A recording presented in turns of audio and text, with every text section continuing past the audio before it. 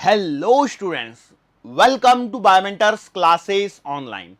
Today we are going to discuss the next topic in our chapter gravitation और आज का जो हमारा टॉपिक ऑफ डिस्कशन है वो है कैपलर्स लॉज। कैपलर्स लॉज के बारे में हम लोगों को पढ़ना है और मुझे लगता है इसके बाद में एक लेक्चर की और रिक्वायरमेंट रहेगी और वहां पर हमारा चैप्टर फिनिश हो चुका होगा ग्रेविटेशन। ठीक है, लेकिन कैपलर्स लॉज को स्टार्ट करने से पहले हम चाहेंगे कि हम लोग कुछ बेसिक चीजों के बारे में और डिस्कस करें और वो बेसिक चीजें जो है वो है यहां पर जो हमें पढ़ना है बेसिक में वो है आपका इलिप्स। ठीक है, इलिप्स। लेकिन इलिप्स के पहले भी मैं बात करूंगा, थोड़ी सी बातें करूंगा सर्कल के बारे में। सो बेसिकली आज का लेक्चर हो सकता है कि मैथमेटिकल ही लेक्चर काफी देर तक चलता रहे, लेकिन देखो क्या है, हम लोगों को अपने हर एंगल से तैयार रहना चाहिए। इसके लिए मैं बोलूंगा कि थोड़ा सा आप ध्यान दीजिए। ठीक है, थोड़ा सा ध्यान दीजिए, ज्यादा डिफिकल्ट चीजें नहीं आएंगी। बेसिकली इसमें क्या है ना, एक आध बार क्वेश्चन डायरेक्टली पूछ लिया जाए और वो क्वेश्चन हो सकता है कि आपको कहीं किसी और चैप्टर में हेल्प कर दे। ठीक है, तो इसके लिए हम लोग थोड़ा सा आइडिया लेंगे सर्कल के बारे में। ठीक है, सो सर्कल क्या होता है, तो ये देखो, सर्कल एक ऐसे पॉइंट का लोकस होता है। सर्कल एक ऐसे पॉइंट का लोकस होता है जिसकी एक फिक्स पॉइंट से डिस्टेंस हमेशा सेम रहती है। मतलब सर्कल की जब मैं बात कर रहा हूं तो दो पॉइंट्स के बारे में सोच रहा हूं। एक पॉइंट देखो मैंने यहां पर बना दिया और एक पॉइंट मैंने यहां पर बना दिया। ठीक है, it is your fixed point. ये आपका क्या है, एक फिक्स्ड पॉइंट है और ये आपका एक मूवेबल पॉइंट है। ठीक है, तो इस पॉइंट का लोकस, क्या बोल रहा हूं जरा ध्यान से सुनना, मैं बोला इस पॉइंट का लोकस इस पॉइंट के अबाउट, ताकि इसकी जो इस पॉइंट से डिस्टेंस है वो हमेशा सेम बनी रहे। ठीक है, सर्कल जैसा बन नहीं रहा है, आधा एप्पल हो गया है। ठीक है, चलो ठीक है, कोई बात नहीं, आप समझदार हैं। मैंने क्या बोला, देखो ये एक फिक्स पॉइंट है और यहां पर मैंने एक लिया था मूवेबल पॉइंट। ठीक है, यहां पर क्या लिया था, एक मूवेबल पॉइंट लिया था। तो इस पॉइंट का लोकस, इस मूवेबल पॉइंट का लोकस, लोकस का मतलब समझ में आता है, पाथ, जिस पाथ पर ये चलता है। तो वो जो पाथ होता है वो आपका सर्कल बन जाता है if the distance between these two remains same. इन दोनों के बीच की दूरी क्या रहे, सेम रहे। ठीक है, ये बेसिक कहानी है सर्कल की। और इसमें और थोड़ा सा पॉइंट मैं ऐड ऑन कर रहा हूं, वो है रिगार्डिंग इसकी इक्वेशंस। इसकी क्या है, इक्वेशंस के बारे में। ठीक है, क्यों ऐसा हो रहा है, क्योंकि देखो हमें एलिप्स पढ़ना है मेन तो, लेकिन एलिप्स से थोड़ा सा मतलब आप रिलेट करोगे तो कैसे है ना, देखो ये सर्कल है, ये गोल है, इसको थोड़ा सा पिचका दो ऊपर से, बात समझ में आ रही है, एलिप्स बन जाता है। एलिप्स मतलब आप अंडा देखे हो, अंडा, अंडे का जो शेप होता है ना वो एलिप्टिकल शेप होता है, लगभग वैसा। ठीक है, चलो सो अब इसकी जो इक्वेशन लिखी जाती है, किसकी इक्वेशन की मैं बात कर रहा हूं, सर्कल की, ये लिखी जाती है x minus A the whole square plus Y minus B the whole square बराबर सी स्क्वायर, वेयर यहां पर ध्यान दीजिए ए कॉमा बी जो है ये हैं आपके coordinates of centre, coordinates of centre. ये जो वृत्त का केंद्र है उसके ये क्या है, निर्देशांक हैं। और सी जो है आपका वो है यहां पर रेडियस, सी जो है वो क्या है, यहां पर रेडियस है। बस इतनी सी बात आपको पता होनी चाहिए। ठीक है, एक एग्जांपल ले लेता हूं, बेसिक सा करा रहा हूं, छोटी सी मैथ से बेटा, थोड़ी सी। जैसे मैंने बोला x minus one the whole square plus X minus two the whole square बराबर 4। तो यहां पर देखिए इसके कोऑर्डिनेट्स क्या आएंगे, तो बेटा सेंटर के कोऑर्डिनेट्स आएंगे 1,2। ठीक है, ये तो आ गए इसके सेंटर के कोऑर्डिनेट, सी से मैं रिप्रेजेंट कर देता हूं, मान लीजिए। और रेडियस इसकी कितनी आएगी, 2। सर 2 क्यों आई, 4 का स्क्वायर रूट ले लीजिए। ठीक है, एक एग्जांपल सफिशिएंट है, या एक और कर लो, चलो एक और कर लो जिससे आप लोगों का कॉन्फिडेंस थोड़ा सा बढ़ जाए। मैंने लिख दिया x minus two the whole square plus, अरे सॉरी बेटा यहां पे y आएगा, मैंने वहां पे y लिखा है कि x ही x लिख दिया है, हाँ सही है, y लिखा है यहां पे, y plus 3 the whole square बराबर मैंने लिख दिया 16। फटाफट बता दीजिए मेरे को क्या आएंगे। तो बेटा इसका जो सेंटर आएगा वो आएगा 2 कॉमा -3, यहां पर ध्यान दीजिए क्योंकि मेरे को माइनस चाहिए, और रेडियस आएगी 4। इतनी मैथ्स ज्यादा पूछी नहीं जाती है, लेकिन फिर भी जैसे पैराबोला की इक्वेशन हमें कैसे काम आती है, Y square equal to 4x, तो बस उतना ही काम आएगा, बस इतना सही, थोड़ा सा, ज्यादा नहीं। और एक और इक्वेशन लिख रहा हूं मैं, एक्स स्क्वायर बराबर X square plus Y square बराबर, लेट्स से मैंने लिख दिया 4। तो बेटा देखो यहां पर कुछ है नहीं, मतलब इसका जो सेंटर है वो है आपका ओरिजिन पर 0,0 और इसकी जो रेडियस है वो है आपकी 2 यूनिट। ठीक है, बस इतना सफिशिएंट है, इतना पढ़ लिया, 5 मिनट मैथ सर्कल के लिए काफी है। अब हम लोगों को मेन मुद्दे पर बात आनी है, और वो है बेटा इलिप्स। वो क्या है? इलिप्स है। इलिप्स क्या होता है कि जब आपके पास में सर्कल को पिचका दो, वो क्या बन जाएगा? इलिप्स बन जाएगा। क्या बन जाएगा? इलिप्स बन जाएगा। लेकिन यदि हम लोग ऐसे ड्रॉ करना चाहते हैं इलिप्स को, तो इलिप्स को ड्रॉ कैसे किया जाएगा? तो बेटा आपको क्या करना है,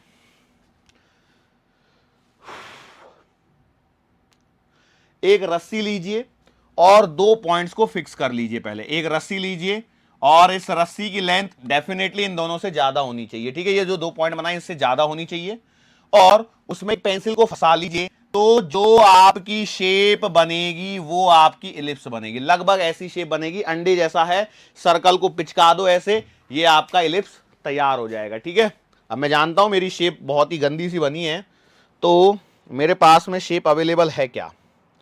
लेट मी चेक।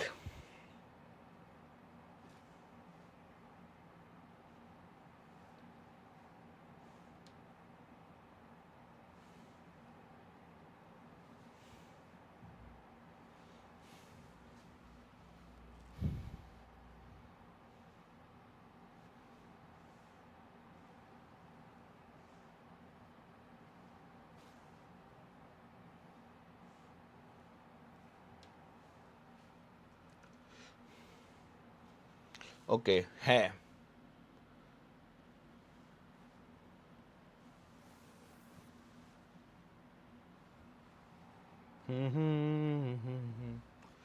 चलो देखो यहां पर यदि आप देखोगे इस फिगर को, तो ये आपके पास में बन रहा है, ये है आपकी इलिप्स की शेप। ठीक है, लगभग अंडा बन गया पूरा आपका, श्योर है? ओके। अब मैं इसके अंदर में क्या बोल रहा हूं जरा ध्यान सुनिए। हम लोग क्या करें, कोई 2 पॉइंट्स को फिक्स कर ले, जैसे यहां पर एक पॉइंट और यहां पर एक पॉइंट फिक्स कर लिया, ये आपका ओरिजिन है। ठीक है, और इन 2 पॉइंट्स पे हम लोग क्या कर रहे हैं, रस्सी से फिक्स कर दें, 2 रस्सी, छोटी सी एक रस्सी लेके, लेकिन रस्सी थोड़ी सी लंबी होनी चाहिए। ठीक है, और उसमें एक पेन को फंसा लीजिए, और पेन को फंसाने के बाद मान चलो ये इतना आया, यहां से इसको घुमाते हुए ऐसे खींच लीजिए, आपका इलिप्स बनेगा। क्या बनेगा बेटा? इलिप्स बनेगा। अब इस इलिप्स के अंदर में क्या बेसिक चीजें हैं उनको हमें समझना है। सबसे पहली जो बेसिक चीज है वो है equation of ellipse. Equation of ellipse. तो बेटा ये जो इक्वेशन, जो इस समय इलिप्स आपको दिख रहा है, उसकी इक्वेशन है x square upon a square plus Y square upon b square बराबर 1। ठीक है, x square upon a square plus Y square upon b square बराबर 1। यहां पर ए जो होता है इसे कहा जाता है सेमी मेजर एक्सिस। ठीक है, इसे क्या बोला जाता है? Semi major axis. बी जो है उसे बोला जाता है सेमी माइनर एक्सिस। इसे क्या बोला जाता है बेटा? सेमी माइनर एक्सिस बोला जाता है। अब यहां पर इस फिगर के अंदर में पर्टिकुलरली यदि मैं बात करूं, यहां से लेकर के यहां तक की जो डिस्टेंस है वो आपकी होती है 2a। ठीक है, तो मतलब ये आपका ऐसा बन गया, मतलब यहां पर आप कह सकते हो ये वाली जो डिस्टेंस है वो आपकी a हो गई। ठीक है, ये सेमी मेजर एक्सिस इतनी है, और 2a क्या है? ये पूरी मेजर एक्सिस है। ध्यान रखना वर्ड्स पे, हालांकि मेडिकल में इतना टर्मिनोलॉजी में घुमाते तो है नहीं, लेकिन पता रहे तो अच्छी बात है। ये पूरी डिस्टेंस है 2b, और यहां से लेकर के यहां तक की डिस्टेंस है b, जिसे हम लोग सेमी माइनर एक्सिस कह रहे हैं। इसे क्या कह रहे हैं? सेमी माइनर एक्सिस कह रहे हैं। अब ये जो a और b जो है, इनके बीच में एक आपस में एक रिलेशन होता है, और वो रिलेशन होता है बेटा b बराबर a under the root of 1 minus E square, जहां पर e को बोला जाता है एसेंट्रिसिटी। क्या बोला जाता है? एसेंट्रिसिटी। हिंदी मीडियम उत्केंद्रता बोलते हैं। ठीक है, श्योर है? ये जो ई होता है, इस ई की जो वैल्यू होती है बेटा वो 0 और 1 के बीच में होती है। यदि ई की वैल्यू 1 हो जाएगी तो फिर ये सर्कल बन जाएगा। ई की वैल्यू जब 1 हो जाएगी, एसेंट्रिसिटी 1 होने पर ये सर्कल बन जाता है। ठीक है, ये मैथ्स की चीजें जो हमारे काम की नहीं है, लेकिन हाँ इस पे सवाल बनता है, इसलिए मैं इसको करवा रहा हूं। ठीक है सर, क्या सच में सवाल बनता है या आप बस लग रहे मैथ्स पढ़ाने? नहीं, देखो जो सर्कल वाला था वो आपको कहीं किसी और चैप्टर में काम आ सकता है, आया तो ठीक, नहीं आया तो कोई बात नहीं, छोटी सी चीज तो सीखी हम लोगों ने। हाँ, लेकिन इस पे फोकस करना। ये हमारा ऐसा एलिप्स है और इस एलिप्स के अंदर की एक खास बात देखिए, और वो ये है कि बेटा इस इक्वेशन की खास बात ये कि मैं जब ये इक्वेशन लिख रहा हूं तो इसमें साथ में एक चीज लिखी जाती है कि whether A is greater than B और B is greater than A. तो बस ये इक्वेशन भी उसी अकॉर्डिंगली चेंज होती है। मतलब a is greater than b है तो हमारे पास में b will be equal to a under the root of 1 minus E square. ये आपका लेटा हुआ एलिप्स है। उल्टी कर दूंगा तो फिर क्या हो जाएगा, उसी के अकॉर्डिंगली इक्वेशंस भी चेंज हो जाएंगी। ठीक है, लेकिन हमारे लिए वो ज्यादा काम की है नहीं, हमारे लिए सिर्फ और सिर्फ इतना ही काम का है जो मैंने यहां पर बता दिया है। अब एक और फाइनल चीज रह गई है और वो है बेटा इस एलिप्स का एरिया। बस इतना ही सीखना है आपको। सो एरिया ऑफ एलिप्स लिखा जाता है, एरिया बराबर लिखा जाएगा पाई ए बी। बस इससे ज्यादा आपको एलिप्स में कुछ नहीं पढ़ना है। आपको एक इक्वेशन पता होनी चाहिए, x square upon a square plus Y square upon, oh sorry बेटा यहां पर बी स्क्वायर था, मैंने 2 नहीं लिखा है। बी स्क्वायर बराबर 1, ए को सेमी मेजर एक्सिस, बी को सेमी माइनर एक्सिस। बी का formula A under the root of 1 minus E square, जहां पर ई का मतलब एसेंट्रिसिटी है। इस इक्वेशन के लिए खास बात यह है ए ग्रेटर देन बी है, इसलिए इसे सेमी मेजर एक्सिस बोल रहे हैं और बी को सेमी माइनर एक्सिस बोल रहे हैं। इस कोने से इस कोने तक इसे 2a बोल रहे हैं और ये आपका ए सेमी मेजर एक्सिस। ऐसे ऊपर से नीचे तक 2b बोल रहे हैं जिसे माइनर एक्सिस बोल रहे हैं और ये b हो जाएगा। और इसके अंदर में यहां पर 2 फोकाई और होते हैं या फोकस पॉइंट। ठीक है, F1 और F2 भी होते हैं। अब ये जो 2 फोकस पॉइंट होते हैं इनकी भी कुछ ना कुछ खास कहानी तो होती होगी। ऐसे तो है नहीं कि भाई डायरेक्टली हम लोग कुछ भी बोले और ये हो जाएगा, नहीं। तो वो पॉइंट ये है कि ये जो फोकाई हैं इनके कोऑर्डिनेट्स लिखे जाते हैं AE, 0 और ये आएगा -AE, 0। ठीक है, ये कहानी है बस। अब इससे ज्यादा जरूरत नहीं है। सर आप ऐसे बोल बोल के बहुत पढ़ा रहे हैं। ठीक है यार, इतना तो आपको एडजस्ट थोड़ा सा करना पड़ेगा। तो देखो यदि ये वाली, इसका मतलब यहां पर एक बात क्लियर हो गई है। अब वो बात ये है कि ये वाली जो डिस्टेंस है, देखो यहां तक की जो डिस्टेंस है, यहां से लेकर के यहां तक की, देखो हरा कर दिया है मैंने, हरा रंग डाला, तो ये डिस्टेंस है AE। ठीक है, ये डिस्टेंस कितनी हो गई, AE हो गई। ओके, तो बेटा ये वाली कितनी बचेगी साइड में, A माइनस का AE। कितनी डिस्टेंस बचेगी, A माइनस का AE। निकाल सकते हो कि नहीं निकाल सकते? कई लोग बोलेंगे सर कैसे निकालें, ये काम की है बेटा चीजें, इसलिए मैं बता रहा हूं। क्योंकि देखो अब आगे जाके, अब देखो मैं सन, प्लैनेट्स, सैटेलाइट सब कुछ लेके आने वाला हूं इसके अंदर में, और जब उन चीजों को मैं यहां पर लेके आऊंगा तब आप हैरान परेशान से नहीं घूमने चाहिए। ठीक है, तब आप हैरान परेशान से नहीं घूमने चाहिए, इसके लिए मैं ये सब चीजें बता रहा हूं। ठीक है, ये 2 फोकाई होती हैं इसके अंदर में। जैसे सर्कल के अंदर में एक सेंटर होता है, एक केंद्र बिंदु होता है, उसी तरह एलिप्स के अंदर में एक कॉन्सेप्ट है जिसे बोला जाता है फोकाई। ये फोकाई क्या है, ये वो 2 फिक्स पॉइंट हैं। मैंने बनाया तो था ना कहीं एलिप्स? ओके, अरे रे नहीं बनाया लगता है, चलो ठीक है कोई बात नहीं। जब मैं आपको बोल रहा था ना कि 2 फिक्स पॉइंट कर दीजिए, ये वो 2 फिक्स पॉइंट है जिन्हें हम लोग क्या बोलने वाले हैं, फोकाई।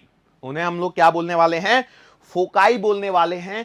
तभी उसी से आगे कहानी आपकी अब क्या होगी, डेवलप होगी। क्या ये जो बेसिक चीजें जो मैंने यहां पर आपको सिखाई हैं, क्या उतनी चीजें आपके दिमाग में, छोटी सी बुद्धि में आ गई हैं या नहीं आई हैं? पहले तो इतना बता दीजिए। यदि आ चुकी हैं सो अब हम लोग अपनी कहानी को आगे स्टार्ट कर सकते हैं।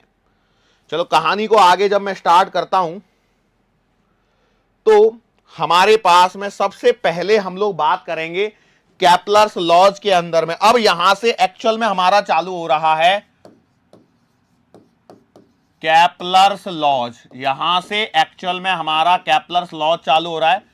कैपलर भैया बहुत पहले आए हुए महान व्यक्ति हैं जिन्होंने कुछ लॉज दिए हैं regarding the planetary motion, regarding the planetary motion. हालांकि हम लोग सैटेलाइट का मोशन के बारे में पढ़ के आए हैं, लेकिन उससे अब क्या होता है ना, देखो हर जगह पे पढ़ाने का तरीका अलग होता है। अब मैं यहाँ पर बहुत सारी चीजें, डेरिवेशन वाला पोर्शन था तो इसको मैं यहाँ पर कवर कर रहा हूँ। ऐसा भी हो सकता था कि मैं पहले से स्टार्ट कर लूँ, लेकिन अब मैं यहां से स्टार्ट कर रहा हूं। ठीक है, अब यहां से हम लोग स्टार्ट करते हैं। और केपलर सर ने कितने लॉ दिए हैं? 3 लॉ दिए हैं। कितने लॉ दिए हैं? 3 लॉ दिए हैं। इनमें हमारे पास में सबसे पहला जो लॉ आता है उसे कहा जाता है law of orbit. Law of orbits कहते हैं, law of orbits.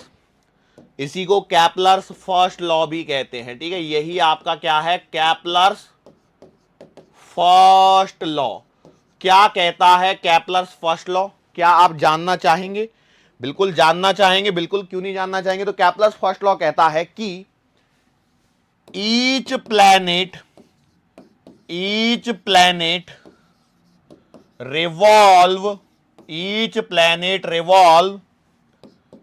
in an elliptical path around the sun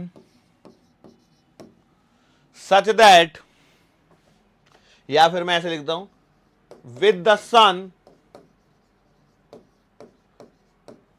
situated at one of the foci। ठीक है, इसलिए मैं ये सारी चीजें आपको पहले से क्लियर करना चाहता हूं। देखो क्या है केपलर का प्रथम नियम। केपलर का प्रथम नियम कहता है कि हर प्लेनेट, एवरी प्लेनेट, जो भी प्लेनेट आपको सोलार सिस्टम में दिख रहा है, हमारे मिल्की वे गैलेक्सी के अंदर में हमारा जो सोलार सिस्टम है, बराबर है ना, मिल्की वे गैलेक्सी बोलते हैं ना हम लोग, आकाश गंगा। अपने बाजू वाली कौन सी है? पड़ोसी। अरे पड़ोसी के बारे में पता होगा ना, एंड्रोमेडा। अपना पड़ोसी कौन है? एंड्रोमेडा है। सर ये सवाल पूछेंगे क्या? बिल्कुल नहीं पूछेंगे, ज्योग्राफी बढ़ाने के लिए, जनरल नॉलेज, सॉरी ज्योग्राफी क्या बढ़ाओगे, जीके बढ़ाओगे और क्या है।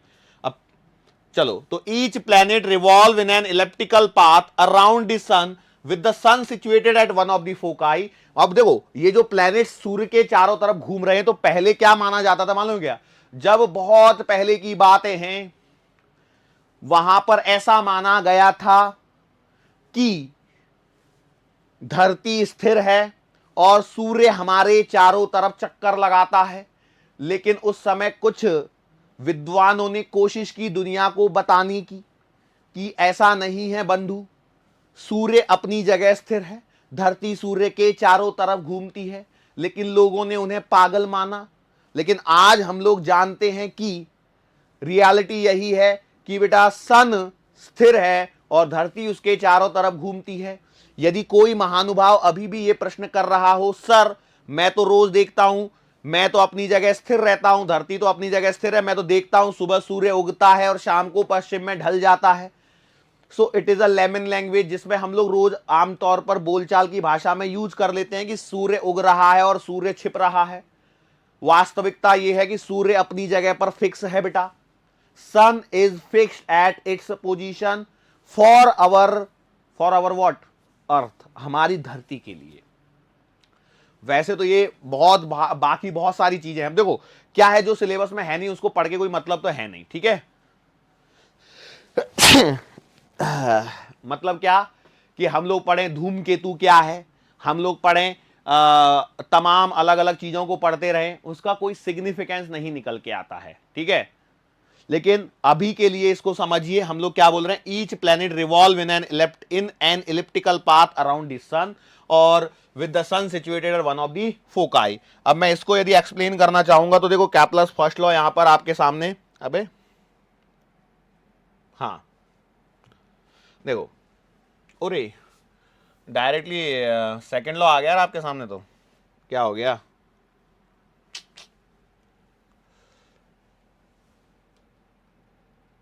हाँ भाई, Kepler's first law, each planet revolves around the sun in an elliptical orbit with the sun at one of the foci। sun is situated at one of the foci। तो यहां पर देखिए हम लोगों ने क्या किया है, इस सन को येलो येलो सन आपका बना दिया गया है। एस और एस डैश क्यों बनाया है? भाई देखो किसी प्लेनेट के लिए सन यहां होगा, किसी प्लेनेट के लिए सन यहां होगा, ऐसा ही कुछ तो भी पाथ बनेगा। ये वही आपके 2b और 2a यहां पर आपको दिखा दिए गए हैं, ठीक है।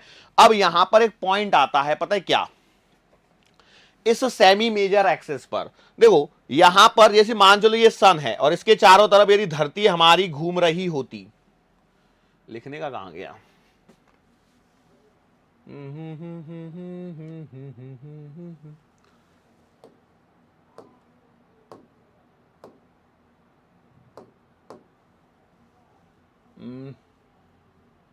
छोड़ो कोई बात नहीं, मैं इसको बना लूंगा वापस से। मैं तो अभी तो डायग्राम दिखाने के लिए भाई ये सन ऐसा सिचुएटेड है और यहां पर ये इसकी कहानी चल रही है। सो अब मैं यहां पर मेन मुद्दे पे आता हूं, ठीक है क्या, हाँ ठीक है चलो। सो अब हम इस डायग्राम को रफली थोड़ा सा बनाते हैं, जैसा गंदा सा हमारा बनता है वैसा ही बनाया जाएगा, बिल्कुल भी घबराने की जरूरत नहीं है, ठीक है। देखो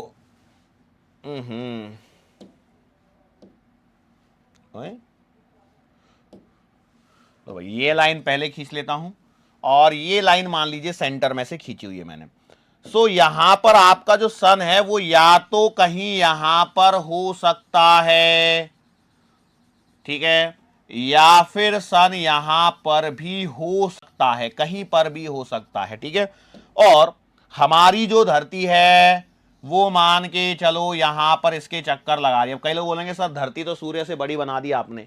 अरे भावनाओं को समझिए और मेन मुद्दे पर आइए, ठीक है। अब देखो, अब यहां पर सन की इन दोनों में से कोई भी पोजीशन हो सकती है, I am not sure about it. मैं कह नहीं सकता कि भाई सन यहीं रहेगा या वहां रहेगा, कहीं पे भी सन हो सकता है, वो सन की मर्जी है ना।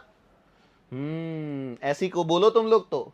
अरे भाई एक पर्टिकुलर पाथ में जब हम लोग किसी प्लेनेट की मोशन को स्टडी कर रहे हैं, तब उस पर्टिकुलर प्लेनेट के लिए जो उसका ऑर्बिट बनेगा, जिस ऑर्बिट में ये कौन है, ये धरती चक्कर लगा रही है, उस धरती के लिए सन या तो इस पोजीशन पे हो सकता है या फिर इस पोजीशन पे हो सकता है। दोनों में से एक ही पोजीशन होगी, इसके अलावा और कोई पोजीशन पॉसिबल नहीं है, और कोई पोजीशन पॉसिबल नहीं है। क्या ये बात समझ में आ रही है? Are you getting my point? Sure हैं? ओके चलो अब आगे बढ़ते हैं थोड़ा सा। मैंने माना कि लेट से सन हमारा इस जगह पर सिचुएटेड है, ठीक है। मान लिया ये सन की पोजीशन को मैंने फिक्स कर दिया, यहां पर सन को फिक्स कर दिया गया है, यहां पर आपकी अर्थ को फिक्स कर दिया गया है। तो अब देखो ये सन जो है वो किसी ना किसी एक फोकाई पे होना चाहिए था, वो अपनी फोकाई पे ही रहेगा। मान लीजिए ये फोकाई हो गई, फोकल पॉइंट हो गया, ठीक है। अब यहां से यदि देखा जाए तो बेटा ये सन की डिस्टेंस काफी सन से अर्थ की डिस्टेंस काफी ज्यादा हो रही है कि नहीं हो रही है। और मान के चलो जब धरती घूमते घूमते, भाई धरती घूमेगी तो यहां पर भी आएगी, तो यहां पर डिस्टेंस कम हो रही है कि नहीं हो रही है? ऐसा हो रहा है कि नहीं हो रहा है यहां पर? यस। क्या आपने ऐसा रियल लाइफ में भी ऑब्जर्व किया है कि कभी जब गर्मी होती है फिर सर्दी होती है, ऐसा होता है कि नहीं होता है? बारिश होती है, भाई अलग अलग समय होता है। अब देखो वैसे धरती को सूर्य के चारों तरफ चक्कर लगाने में 365 दिन और कितने 6 घंटे लगते हैं ना, तभी तो वो 6 करते, 6 का 24 घंटों का एक दिन बना के फरवरी में लगा लेते हैं, जिसे लीप ईयर कहा जाता है। और लीप ईयर तब आता है जिस ईयर में आप 4 से डिवाइड कर सको, जैसे 2020 उसमें फरवरी में 29 दिन है, 2024 2016 ऐसे सो ऑन, ठीक है। चलो तो अब ये वाला जो पॉइंट है ना, जब आपका कोई भी प्लेनेट सन से क्लोजेस्ट डिस्टेंस पर होता है तो उस पॉइंट को बोला जाता है पेरिजी। और जब आपका कोई प्लेनेट सन से लार्जेस्ट डिस्टेंस पर होता है तो उस पॉइंट को बोला जाता है एपोजी, या फिर इसके अलग अलग नाम ऐसे भी हैं। एपोजी को एपिहेलियन भी बोलते हैं। अब देखो स्पेलिंग हो सकती है इधर उधर हो जाए तो उसको ध्यान रखना बस। या फिर पेरिजी को हम लोग पेरिहेलियन भी बोलते हैं, ठीक है। मेरा याद रखने का तरीका मैं बताऊं क्या है? मेरा याद रखने का तरीका सिंपल है, वो ये है कि पास में जब हो तो पेरिजी या पेरिहेलियन, तो अपने आप जाहिर सी बात है दूर वाला एपोजी या एपिहेलियन होगा। क्या ये बात समझ में आ रही है पेरिजी और एपोजी के बारे में? ठीक है, ये पॉइंट काम के हैं। सर ये तो सब ऐसा लग रहा है ज्योग्राफी पढ़ रहे हैं, हमें तो लग ही नहीं रहा है कि हम लोग आज फिजिक्स पढ़ रहे हैं। यस आई नो दैट, ऐसा आपको लग सकता है, लेकिन क्या करें, जो हैं जो पढ़ना है वो तो पढ़ाना पड़ेगा। थोड़ी छोड़ के आगे बढ़ जाऊंगा, आगे बढ़ जाऊंगा, थोड़ी देर बाद सर खुजाते बैठोगे सर कर क्या रहे हैं। मैं देखो आज मैं बताऊं आपको, थर्ड लॉ तो हम पढ़ ही नहीं पाएंगे, लेकिन एटलीस्ट फर्स्ट लॉ और सेकंड लॉ को तो अच्छे से कवर कर लें। तो पेरिजी पास वाले या पेरिहेलियन, दूर वाले के लिए एपोजी या क्या बोलते हैं एपहेलियन, जो हम लोगों ने यहां पर लिख दिया है ना, स्पेलिंग लिख दी है। ठीक है, ये सारी चीजें होती हैं, बेसिक चीजें हैं। ठीक है, अब हम लोग बात करते हैं कैपलर के सेकंड लॉ के बारे में। लेकिन कैपलर के सेकंड लॉ के बारे में बात करते समय मैं कुछ चीजें आपको दिखाना चाहता हूं।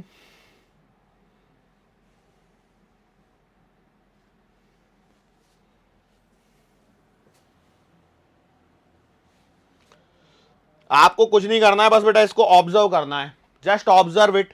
क्या हो रहा है, देखो ये सन है और ये आपका प्लेनेट है। ये प्लेनेट जो है ये सन के चारों तरफ घूम रहा है। जस्ट ऑब्जर्व इट, थोड़ी देर के लिए इसे ऑब्जर्व कीजिए और आप क्या ऑब्जर्व कर रहे हैं वो बस आपको बताना है, उससे ज्यादा कुछ भी नहीं है। ठीक है, स्क्रीन काली ब्लैक हो चुकी है, उसके ऊपर एक येलो डॉट है, वो सन है, और एक ग्रीन प्लेनेट हम लोगों ने लगा लिया है। कई लोग सोच रहे होते सर अर्थ ही बना लेते, ब्लू बना लेते थे। अब ठीक है, ये हमें यही रेडीमेड मिल पाई, मतलब ऐसा नहीं है रेडीमेड मतलब मेहनत लगती है भैया, ऐसे थोड़ी रेडीमेड कहीं से उठा लाए। सो अब देखो जरा इसको ऑब्जर्व कीजिए, क्या ऑब्जर्व क्या कर रहे हो। देखो मैं इसमें आराम से 2 चक्कर लगवा दिया हूं अभी तक, आपने क्या ऑब्जर्व किया वो देखिए और मुझे बताइए। व्हाट यू आर ऑब्जर्विंग, क्या आप ऑब्जर्व कर पाए हैं इसके अंदर में, वो बताइए। देखो क्या हो रहा था, it is an elliptical path, ये इलिप्टिकल पाथ है। सन किसी भी एक फोकाई पर सिचुएटेड है और उसके चारों तरफ कोई तो भी एक प्लेनेट है जो चक्कर लगा रहा है। भाई कैपलर्स फर्स्ट लॉ क्या कहता है, Kepler's first law says that every planet revolve in an elliptical orbit around the sun या with the sun situated at one of the foci, ऐसा हो रहा है। अब देखो जब ये जो प्लेनेट चक्कर लगाते हैं तो इलिप्टिकल पाथ में चक्कर लगा रहा है, ठीक है, यस और नो, मतलब सही बात है। लेकिन यहां पे कुछ चीजें और होती हैं जो आपको पता होनी चाहिए, जिसको मैं यहां पर समझाने की कोशिश कर रहा हूं। अब आपने ऑब्जर्व किया या नहीं किया वो मुझे नहीं मालूम। अब मैं आपसे पूछता हूं क्या ऑब्जर्व किया आपने, ध्यान से देखा हो तो आपने पाया होगा कि इस जगह पर स्पीड कम थी, और जब वो यहां आया था तब आपने स्पीड को देखा होगा कि थोड़ी सी स्पीड ज्यादा थी। देखो फिर से मैं दिखा देता हूं, फिर से देख लीजिए, एक बार ऑब्जर्व कीजिए, यही आपने ऑब्जर्व किया था। नहीं देखो यहां पे स्लो चल रहा था, थोड़ा सा और पीछे लेके जाता हूं, चलो अब तो चल जा। हाँ देखो यहां से एकदम से भागा प्लेनेट, फिर ऐसे गया, धीरे धीरे धीरे धीरे धीरे धीरे जा रहा है। देखो धीरे धीरे धीरे धीरे जा रहा है, फिर धीरे धीरे धीरे धीरे जा रहा है, फिर स्पीड धीरे धीरे बढ़ती चली जाएगी। और देखो यहां पर स्पीड बढ़ने लग गई, बढ़ने लग गई, बढ़ने लग गई, बढ़ने लग गई। बढ़ी कि नहीं बढ़ी स्पीड, यहां पे स्पीड बढ़ी, फिर कम होने लग गई, फिर कम होने लग गई, फिर कम होने लग गई। यस और नो, क्या ये ऑब्जर्व किया था आप लोगों ने या नहीं किया था? सर हमने ऑब्जर्व नहीं किया था, हमने तो एब्जॉर्ब कर लिया था सब कुछ चीजों को। ओके चलो कोई बात नहीं। तो ये जो है ना, यही पॉइंट है यहां पर जिसको मैं यहां पर आपको समझाने की कोशिश कर रहा हूं। बेसिकली क्या है ना कि हम लोग यहां से आगे कैपलर second law of कैपलर second law के बारे में बात करने वाले हैं, जो होता है लॉ ऑफ एरिया। ठीक है, अब देखो मान चलो यहां पर आपका प्लेनेट है और हम लोगों ने 1 महीने का टाइम लगा दिया और उसको रोक लिया था थोड़ी देर के लिए, तो भैया ये चला चला चला धीरे धीरे चल रहा है और यहां पर आपका 1 महीना कंप्लीट हो गया। ठीक है, तो इसने यहां पर एक एरिया बनाया है। यदि मैं ध्यान से देखूं तो सन से लेकर के यहां तक ये जो इसका पाथ है, इस पर एक एरिया बन चुका है। ठीक है, ऐसे ही आगे गया गया गया गया, मैंने इसको कहीं एक जगह और रोक लिया, रुक गया, मतलब अब तू चल, उसको रोका बस फोटो कैप्चर करने के लिए। अब वो यहां से आगे चल रहा है, यहां पर घड़ी लग गई, हमारी घड़ी चालू हो गई। देखो फिर से 1 महीने घुमा रहे हैं हम लोग उसको। अब जब ये 1 महीना घूम रहा है, अब कई लोग बोलेंगे सर यहां तो स्लो चला दिया इस बार। अरे ठीक है ना, आप समझिए भावनाओं को, मूल बात को समझिए। यहां पर 1 महीना कंप्लीट, अब इस दरमियान यहां पर एक एरिया बना कि नहीं बना, this is the area subtended. अब कहानी यह है कि जो आपका कैपलर सेकंड लॉ है, जो लॉ ऑफ एरिया है, वो कहता है कि जब आपका कोई भी प्लेनेट सन के चारों तरफ घूम रहा होता है, तो यदि सन को मैं सेंटर मान लूं, अरे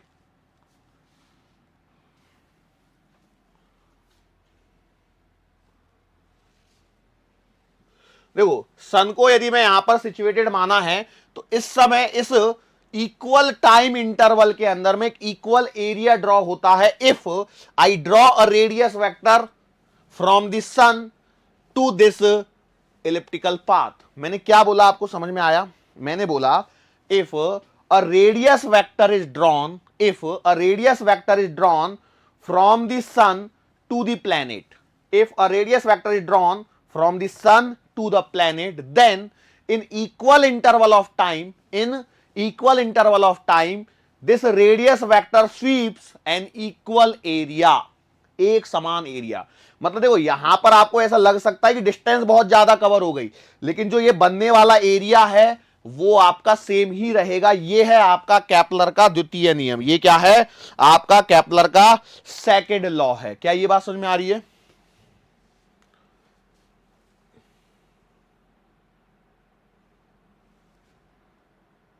केपलर सेकंड लॉ क्या बोल रहा है भैया? These areas will be what? Same for equal interval of time.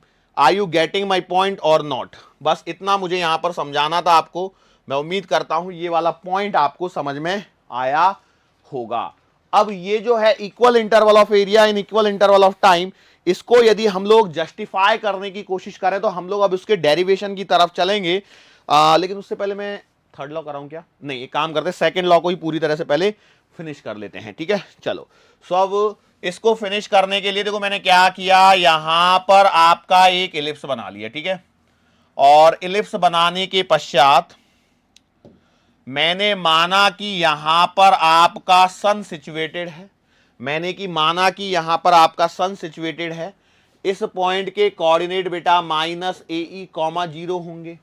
अच्छा, कोई जरूरी तो नहीं है कि सन यहीं पर सिचुएटेड हो, कहीं सन यहां पर भी सिचुएटेड हो सकता है और वो AE, 0 हो जाएगा। क्या ये वाली बात समझ में आ रही है? बाकी सारी डिस्टेंसेस वगैरह हैं एंड नथिंग एल्स। ठीक है, ओके। अब मैं यहां से यदि देखता हूं तो देखो, ये वाला यदि मैं सेंटर बना लेता हूं, पहले ना कुछ है ना, यही करना पड़ता है, पहले ज्योग्राफी को ही कंप्लीट करना पड़ता है। ज्योग्राफी को नहीं, सॉरी, क्या बोलते हैं इसको, पहले ये ड्राइंग को कंप्लीट करना पड़ता है। ये आपका मान लिया 0,0 है, ये वाली डिस्टेंस आपकी AE है, ये वाली डिस्टेंस A1 माइनस का E आएगी। क्यों आएगी समझ में आया? A में से AE को सब्ट्रैक्ट करोगे तो A माइनस का AE है। तो इसको मैंने क्या लिख दिया है? मैंने लिख दिया है, बड़े अक्षरों में लिख देता हूं, A1 माइनस का E। It is the distance ये वाली। और यदि मैंने मान के चलो प्लेनेट यहां पर मान लेता हूं सन को, तो बेटा यहां पर यदि देखते हो तो सन के लिए यहां से लेकर के कोई प्लेनेट यहां पर यदि होता तो ये वाली डिस्टेंस आती थी A1 प्लस का E। That is the difference. ये यहां पर फर्क यहां पर आने वाला है, A1 प्लस का E और A1 माइनस का E। ठीक है, दोनों को ऐड कर लो, दोनों को ऐड कर लो, आपको 2A ही मिलने वाला है। कुछ नहीं किया है, बस मैंने यहां पर थोड़ा सा मैथमेटिकल ये कर लिया है। ठीक है, अब एक पॉइंट और मैं आपको क्लियर करा दूं, और वो पॉइंट क्या है समझिए। यदि मैं बोलते बोलते जल्दबाजी में कुछ उल्टा बोला तो वो क्या उल्टा बोलूंगा मैं पहले से बता दूं। एक आपका सन रहेगा तो सन के लिए कोई ना कोई प्लैनेट रहेगा, और यदि मैं प्लैनेट बोलता हूं तो इस प्लैनेट के लिए सैटेलाइट रहेगा। बात समझिए, सन के साथ में प्लैनेट आएगा और प्लैनेट के साथ में सैटेलाइट आएगा। मतलब क्या है? सन के चारों तरफ आपका प्लैनेट घूमता है और प्लैनेट के चारों तरफ आपका सैटेलाइट घूमता है। जो हम लोग जनरल अजम्पशन लेते हैं उस बेसिस पर मैं ये वाली बातें यहां पर कर रहा हूं। क्या ये बात समझ में आ गई? श्योर है? अच्छा, अब कहीं से कोई भी यदि सिचुएशन हो, मुझे उससे कोई फर्क नहीं पड़ने वाला है, लेकिन मैं एक पॉइंट बोलता हूं। मैंने क्या माना कि लेट्स से कोई आपका सन के चारों तरफ कोई भी प्लेनेट कहीं पर भी हो, जैसे मान लो यहां पर मैंने सन को मान लिया और यहां पर इस समय कोई तो भी प्लेनेट है। ठीक है, कोई तो भी प्लेनेट है, तो इसने मान के चलो यहां से लेकर के यहां तक में, ठीक है, यहां पर ये पहुंच गया। जब ये यहां पर पहुंचा है तो बेटा इस समय मैंने मान लिया वेलोसिटी है v, स्पीड क्या है? v है। और ये यहां पर पहुंचा है और इसने इससे यहां तक पहुंचने में डेल्टा टी टाइम लगाया है। कितना टाइम लगाया है? डेल्टा टी टाइम लगाया है। और एक पॉइंट हम लोग क्या मान लेते हैं, यहां पर ये जो बन रहा है इसे रेडियस वेक्टर जो हम लोग ड्रॉ करते थे ना, तो हमारा केपलर सेकंड लॉ क्या कहता है? If a radius vector is drawn from the sun to planet then in equal interval of time it sweeps equal area. तो मैंने उसके लिए यहां पर एक रेडियस वेक्टर बस ड्रॉ कर लिया है एंड नथिंग एल्स। ठीक है, इतना काम कर लिया।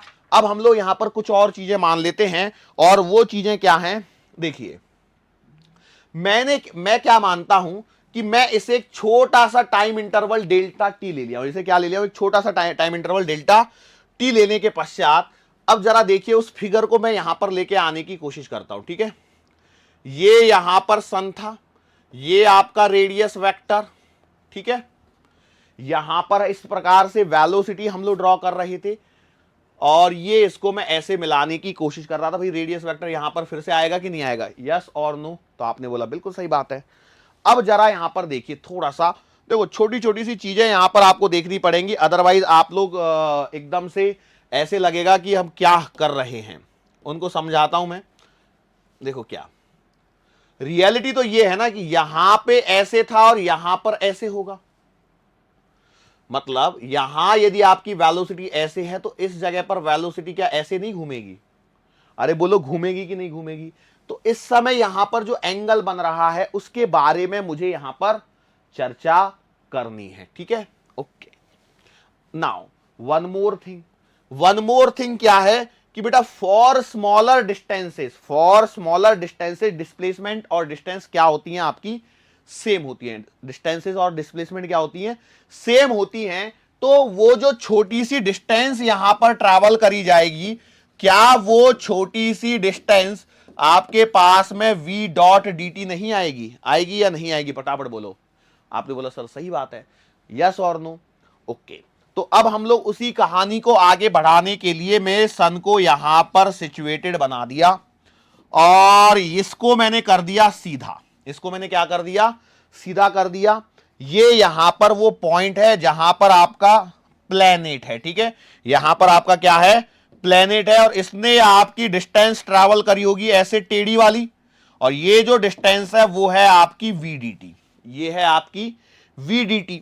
ओके, सो एक बात देखिए, यदि ये वाला रेडियस वेक्टर आर वेक्टर होता तो क्या ये वाला भी रेडियस वेक्टर आर वेक्टर ही होता या नहीं होता? आपने बोला बिल्कुल सही है। क्या यहां पर एक ट्राइंगल क्रिएट हो गया यदि मैं इसे यहां पर एक परपेंडिकुलर ड्रॉ कर दूं? तो आपने बोला बिल्कुल सही है। मैंने माना कि लेट्स से यहां पर ये जो एंगल है ये है एंगल आपका थीटा। यदि ये एंगल थीटा है तो ये वाला एंगल आएगा कितना? 180 माइनस का थीटा। अरे बातें समझ में आ रही है? मैं सिंपल मैथमेटिक्स कर रहे हैं हम लोग यहां पे। अच्छा सर कर क्यों रहे? कर इसलिए रहा हूं क्या कि ताकि मैं इसका एरिया बता सकूं। ओके, तो एक बात बताइए, इस छोटे टाइम इंटरवल dt में जो छोटा सा एरिया बना होगा, क्या मैं उस छोटे से एरिया को dA लिख सकता हूं? बराबर है, लिख दिया। dA क्या है? या एक ऐसा ट्राइंगल बन रहा है, बिल्कुल बन रहा है। तो ट्राइंगल का एरिया क्या होता है? Half into base into height. बोलो, half into base into height, yes और नो? आपने बोला बिल्कुल सही बात है, half into base into height. लेकिन यहां पर यदि मैं देखता हूं तो ये आएगा हाफ इंटू बेस मेरा आर है और हाइट मेरी h है, तो ये आपके पास में dA आ रहा है। कितना आ रहा है बेटा? dA is half into R into h। लेकिन यहां पर परेशानी ये है कि देखो, r तो मैं मान लूंगा कि radius vector is drawn from the sun to the planet, मतलब सन और प्लेनेट के बीच की जो डिस्टेंस है वो आपका बेस का काम कर रहा है। लेकिन what about the height? Height तो मैंने परपेंडिकुलर खुद से ड्रॉ किया है, तो इसको कैसे निकालें? तो इसके लिए यहां पर आपके पास में मदद के लिए एक ट्राइंगल आपको फिर से दिख जाएगा।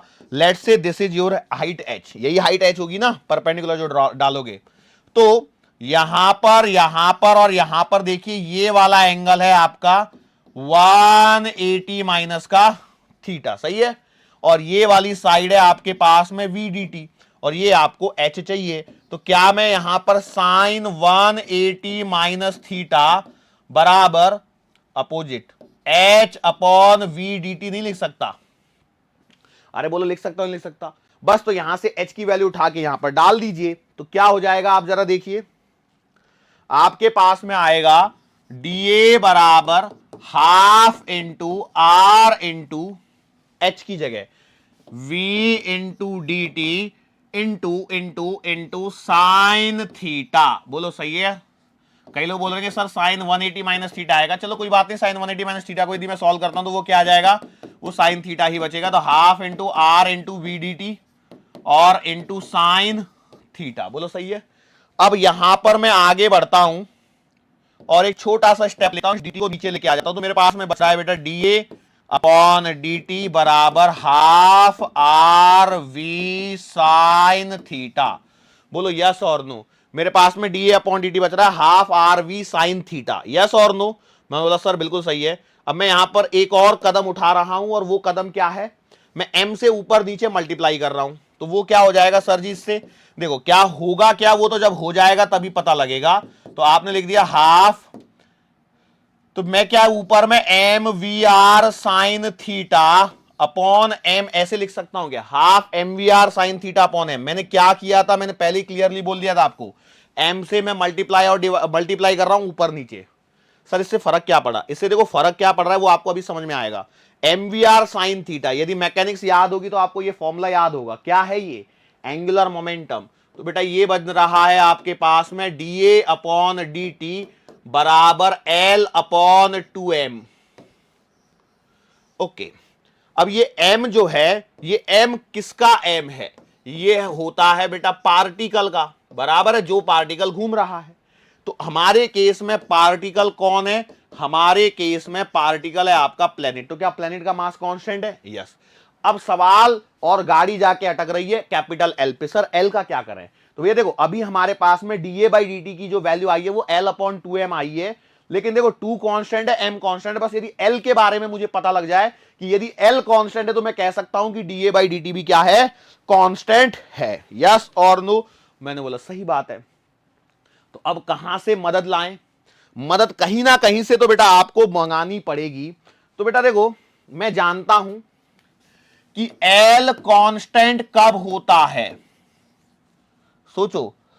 अब आप देखेंगे, आपको पता होना चाहिए टॉर्क वेक्टर बराबर होता है डीएल वेक्टर बाई डी बराबर है, यदि if torque is zero, torque external torque acting on the particle is zero, then I say that angular momentum is conserve या कांस्टेंट। बराबर है कि नहीं? ऐसा ही कहानी हम लोग कहीं ना कहीं पढ़ के आए हैं system of particles and rotational motion में। रिकॉल होनी चाहिए, सिंपल सी बात है। यदि रिकॉल नहीं कर पा रहे हो तो कैसे करोगे भाई? लिंक करो चैप्टर्स को, पीछे जाके लिंक करोगे तो आसानी से सॉल्व करोगे, अदरवाइज फैल जाओगे। Okay okay okay okay. तो मतलब कहानी यह है कि मुझे टॉर्क पता होना चाहिए। टॉर्क क्या वेक्टर क्या होता है बेटा? टॉर्क वेक्टर होता है R vector cross F vector, ठीक है? तो चलो मतलब आपको एफ वेक्टर पता होना चाहिए। तो एफ वेक्टर क्या है? तो सबसे पहले कहानी में शुरुआत करते हैं बेटा एफ वेक्टर की। देखो मेरे सामने जो सवाल है मैं उसी का आंसर ढूंढ रहा हूं, आप खुद से सोचिए। मुझे केपलर सेकंड लॉ प्रूव कर रहा हूं मैं बेसिकली। कई लोग तो अभी तक यही सदमे में होंगे, कर क्या रहे हैं सर? मैं केपलर सेकंड लॉ को प्रूव कर रहा हूं। सर क्या ये जरूरी है? बेटा ये जो फॉर्मूले जो बन रहे हैं ना, इस पे ये जो फॉर्मूला बन रहा है ना, इस पे डायरेक्ट सवाल बन सकता है D A by D T equals to L by two M पर डायरेक्ट, इसलिए पता होना जरूरी है। तो मैंने बस ये बोला कि भाई D A by D T constant कब प्रूव कर पाऊंगा? यदि मैं एल टू और एम के बारे में बता दूं। टू तो श्योर हूं मैं कॉन्स्टेंट है, एम प्लेनेट का मास है वो भी कांस्टेंट है, बच गया कौन? एल। एल एंगुलर मोमेंटम है, कांस्टेंट है या नहीं है वो मुझे पता नहीं। सर्कल में घूम रहा होता तो मैं पहले ही बोल देता, लेकिन यहां तो पहली कंडीशन है कि ये इलिप्स में घूम रहा है, तो पता नहीं यार मेरे को कि कांस्टेंट होगा या नहीं होगा। बराबर है? अच्छा मैंने वहां पे एक चीज और बताई थी, कई लोग उसमें भी सोच में लग जाते हैं कि यार यहाँ पे कम स्पीड से घूम रहा है, यहाँ पे ज्यादा स्पीड से घूम रहा है, तो हो सकता है कि कुछ अलग हो जाए, है कि नहीं? एंगुलर मोमेंटम कांस्टेंट रहे या ना रहे। तो मैंने बोला सबसे पहले हम लोग लिखते हैं फोर्स वेक्टर। तो फोर्स वेक्टर क्या आएगा? तो फोर्स वेक्टर आएगा माइनस का G mass of sun into mass of planet upon r square into r cap, ठीक है? आर कैप क्या है? आपको एक यूनिट वेक्टर लिखना है, यस और नो? और यदि आप अच्छे से लिखना चाहें तो क्या आप इसे लिख सकते हैं एफ वेक्टर बराबर माइनस का G M S M P upon R cube into R vector. भाई आर कैप को आर वेक्टर अपॉन ये लिखा ही जा सकता है, ही नहीं लिखा जा सकता, आपने बोला सही बात है।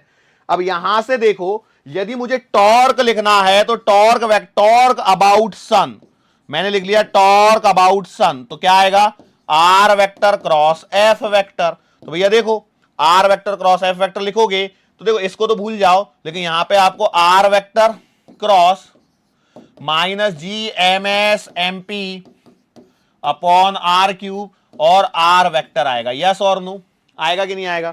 ये तो कांस्टेंट चीज है, इसको तो बाहर निकालो तो r vector cross r vector आ गया, तो r vector cross r vector आ गया मतलब जीरो आ गया, मतलब आपका टॉर्क क्या हो गया जीरो, टॉर्क अबाउट सन क्या हो गया जीरो हो गया। यदि टॉर्क अबाउट सन जीरो हो गया तो इसका मतलब आपका एंगुलर मोमेंटम क्या हो गया कांस्टेंट हो गया, और यदि एंगुलर मोमेंटम कांस्टेंट हो गया, एल कांस्टेंट हो गया, ये प्रूफ हो गया, इसका मतलब मैं कह सकता हूं कि dl by dt क्या है कांस्टेंट है for a planet revolving around the sun in elliptical path. अच्छा इसको सोचने का दूसरा तरीका भी था, वो पता है क्या है, वो भी मैं समझा देता हूं, इतना सब बुद्धि नहीं लगानी पड़ती, यदि आप जागरूक नागरिक होते तो, सॉरी जागरूक विद्यार्थी होते तो। देखो भाई ये है, ये इतना कर लिया, मेरा यहां पर सन बना दिया मैंने, यहां पर सन बैठाया था मैंने, ये लो सन भाई, ये सन सूर्य महाराज यहां पर बैठे हुए हैं, ये हमारा एक प्लेनेट यहां पर बना दिया, आपको यहां अच्छा नहीं लग रहा तो यहां बना लीजिए, कहीं पर भी बना लीजिए। अब आप सोचिए क्या ये फोर्स वेक्टर यहीं से इसी लाइन से पास हो रहा है, यस और नो? अब यदि फोर्स जो है, भाई देखो सन और प्लैनेट के बीच में ग्रेविटेशनल फोर्स ऑफ अट्रैक्शन तो लिख रहा हूं मैं, और यदि फोर्स इसी लाइन से पास हो जाएगा जिस लाइन के अबाउट टॉर्क लिखते हैं, तो परपेंडिकुलर डिस्टेंस जीरो हो गई, और परपेंडिकुलर डिस्टेंस जीरो हो गई मतलब टॉर्क जीरो हो गया, तो डायरेक्टली भी कह सकते हो उतनी कहानी करनी भी नहीं पड़ती थी। हाँ लेकिन टॉर्क जीरो होगा तभी मैं कह सकता हूं एंगुलर मोमेंटम जीरो होगा, यस और नो? तो ये हमारी कहानी है, एंगुलर मोमेंटम इज कांस्टेंट। अब इसके आगे जो कहानी है वो हम लोग आगे सीखेंगे, अभी आज के लेक्चर में उसकी इजाजत नहीं मिल रही है मुझे। अब एंगुलर मोमेंटम कांस्टेंट है मतलब मैं कह सकता हूं कि angular momentum is conserve, angular momentum is conserved.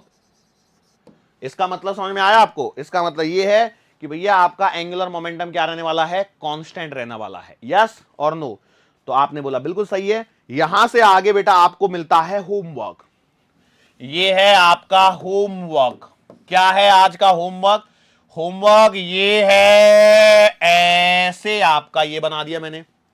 अब इसमें आप कहीं पर भी सन को बिठा लीजिए, कहीं पर भी प्लेनेट को बिठा लीजिए, मैं तो बस सिंपल सी बात करता हूं, मान के चलो यहां पर आपका सन है, ठीक है, और यहां पर आपका प्लेनेट है, ठीक है, यहां पर आपकी स्पीड वीपी है, सॉरी वीए है, एपोजी पर वीए है, और यहां पर आपका पेरिजी बनेगा, तो यहां पर वीपी है, ये क्या है स्पीड है, वीपी क्या है स्पीड एट पेरिजी, और एपी वीए क्या है स्पीड एट एपोजी, ठीक है। मास आपको मालूम है, मैंने तो सही बात है, और क्या रह गया, हाँ ये जब सन से डिस्टेंस आप लिख रहे हो तो ये आर ए मान लीजिए, और ये वाली डिस्टेंस को आर बी मान लीजिए, ठीक है। अब इसके इस सब फॉर्मेट के अंदर में आपको क्या करना है, स्पीड एट पेरिजी और स्पीड एट एपोजी आपको कैलकुलेट करके लानी है।